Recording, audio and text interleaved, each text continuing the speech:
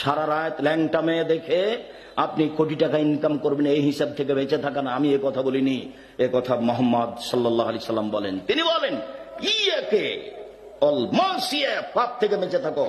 ফাইনাবিল মাসিয়াতে হাল্লা সাকাতুল্লাহ, পাপ করলে আল্লাহর অসন্তুষ্টি নেমে আসে। ব্যবসা বাণিজ্যে, রুজিতে, ছেলে মেয়েতে, বাড়িতে, ঘরে, চাল চলনে, শরীরে সবকিছুতেই সমস্যা নেমে আসবে, তার নাম পাপ। আমি এ কথা বলিনি, এ কথা মুহাম্মদ সাল্লাল্লাহু আলাইহি সাল্লাম বলেন। তিনি একবার বলেন, পৃথিবীর মানুষ শুনে রেখো, মানুষের রুজি কমে যায় পাপের কারণে। তিনি একবার বলেন, পৃথিবীর মানুষ শুনে রেখো, মানুষ পাপ করলে তাদের উপর আল্লাহর গজব নেমে আসবে। গজব কাকে বলে?